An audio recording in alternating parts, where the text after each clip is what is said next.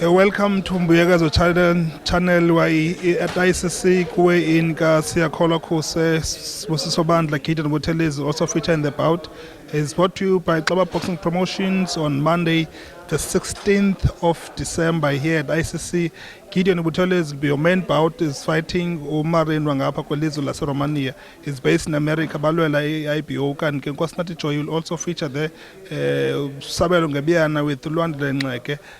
Toy Spamandla Balen will also be part of the bill. Kanti kukhona ne local derby nalapho ke umcelimngeni wasemdantsane NU8 usiya ukholwa khuse ukuqubisana noSibusiso Bandla wasemdantsane kwa-NU8 naye balwela intshinga yoMzantsi Afrika kwediphu lencongolo okanye ke i-strawweight lesemzini. Apha ecam kwam ndinayo indoda enkulu Siyakholwa Khuse. Ucela umngeni, khumbule ithuba lesibini ecela umngeni wazama ke kuMagusha intshatsheli eyaxuthwa ibhanti nguBandla kodwa ke iinzama zakhe zawaphantsi. Baphila ke neqela lakhe bayifumana ke itshansi uba baphinde balwe balwe ke ngoba basalwi noMagusha badibana noSibusiso Bandla intshatsheli.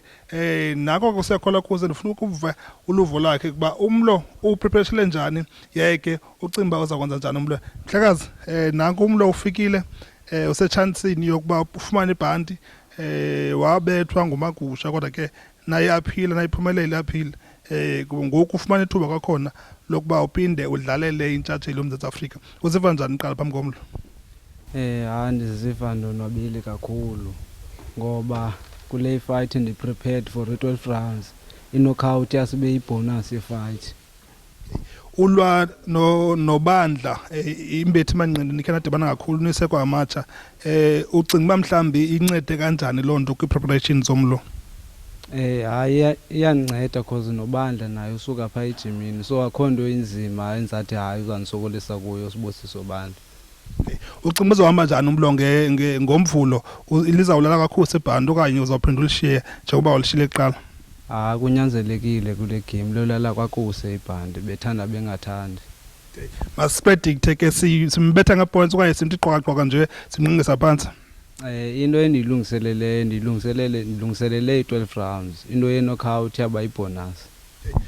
Quickly kubalandeli bakho nje umyalezo kubalandeli bakho abafuna uyobukela umlo wakho ngomvulo nje umyalezo kubo. Abalandeli bam andizobadanisa kule game, zakwenza make sure zakwenza konke kusemandleni kwam kuba ibhandi lolala kwakuse ngomvulo.